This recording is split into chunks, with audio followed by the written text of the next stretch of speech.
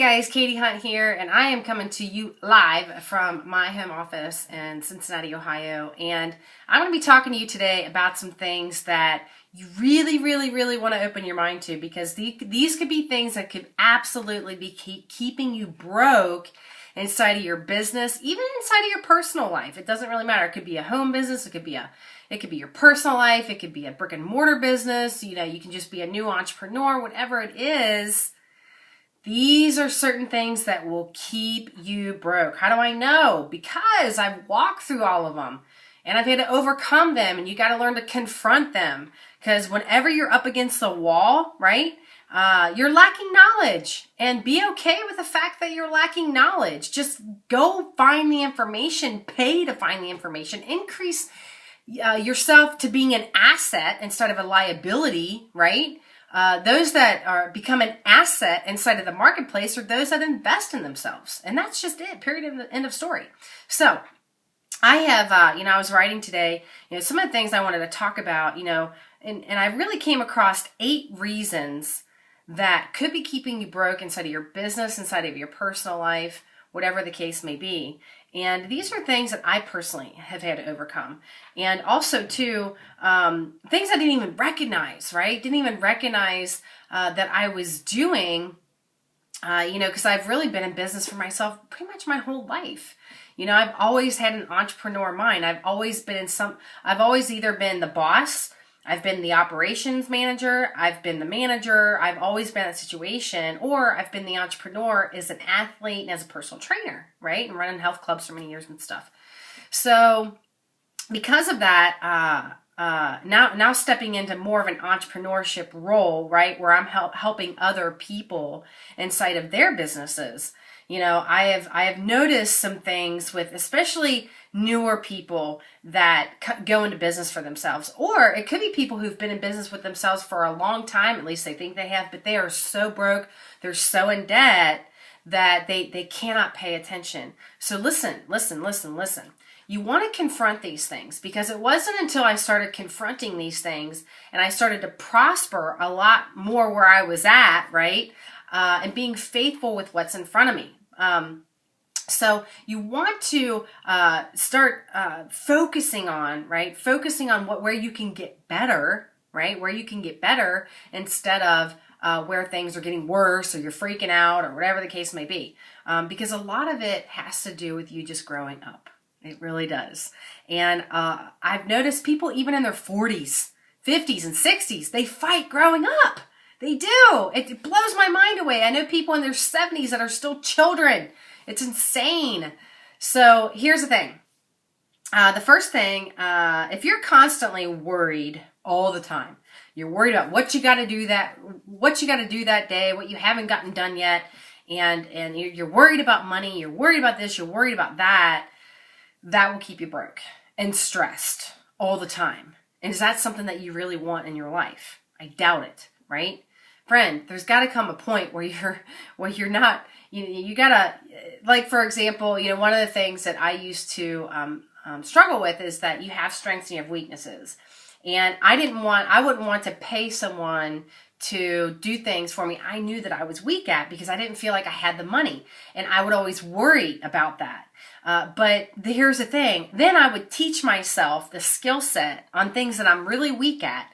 And I would stop operating in my strengths. And what would happen to my business? Well, what would happen is I would lose productivity, I would lose sales, I would lose income. And friend, if you're in business for yourself, you cannot afford to go broke. You just can't. And these are things that I've had to learn with myself, right? So you can't be constantly worried about everything. There's got to come a time where, listen to me when I say this. I promise you, if you lay the plan to outsource, right, you'll be shocked. You'll be shocked at how the finances come. Why? To be able to pay them. Because you set the plan in place. And when you do things as though they are already, and you have faith and you have absolute certainty, it happens. Imagine that. So stop worrying, my friend. Number 2, you blame others if things don't go your way. You point the finger constantly. Oh my gosh, this will so keep you broke. And I really don't even want to talk about this that long, because it's wrong. Look, you always want to be in a place where you're looking at your own heart, where you're searching your own heart every single day.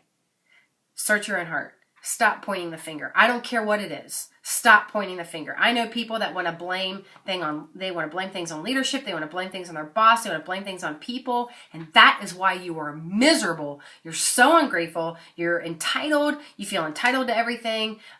Poor me, victim, because that's what it leads to. Blame always leads to victim. And then you've got to go and find people to justify your victimhoodness, right? It's a vicious cycle. Listen, you're in business for yourself. Grow up. Stop pointing the finger. Get to work. Okay? Number 3, everything's got to be perfect.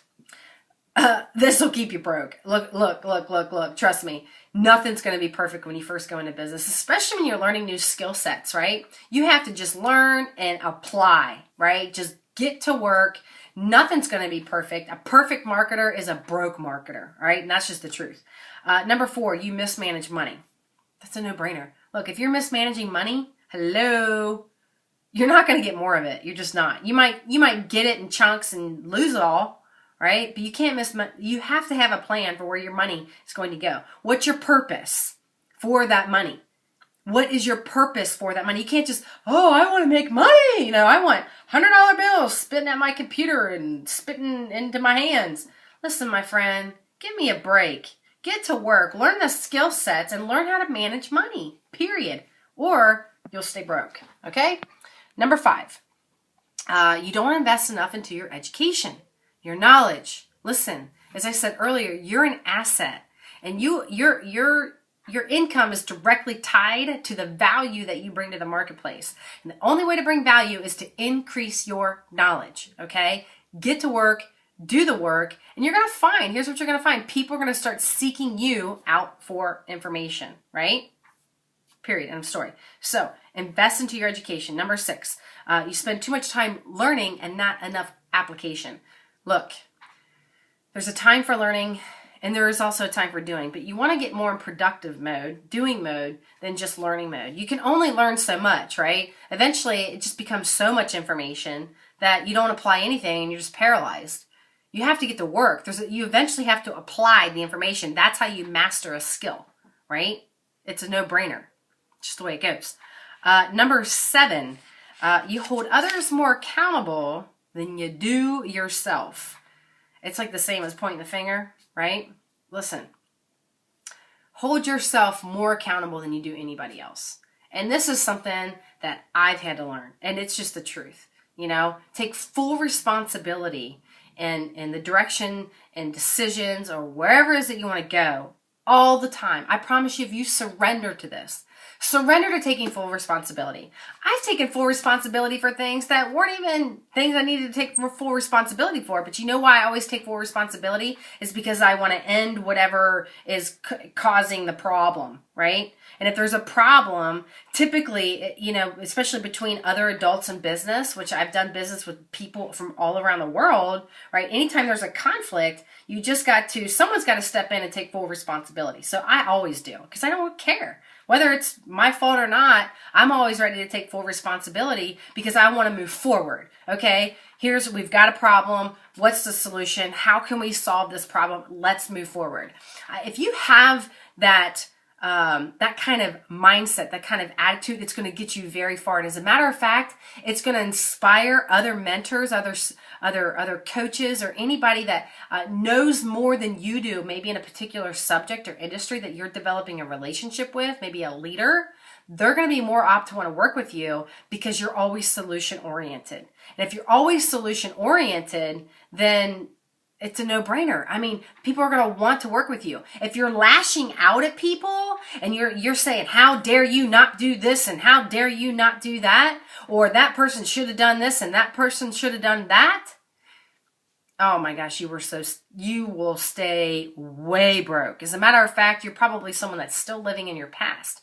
And you can't let your past determine your future. You just can't. You can't let it determine your present. You have to fully surrender to all of that stuff. Don't look to the right. Don't look to the left. Focus. And this is something I've had to learn how to do. Period, end of story. You got to learn how to focus, right? And number 8, there's actually a lot more of them, but these are the ones that I kind of came up with. you stomp all over your hard work.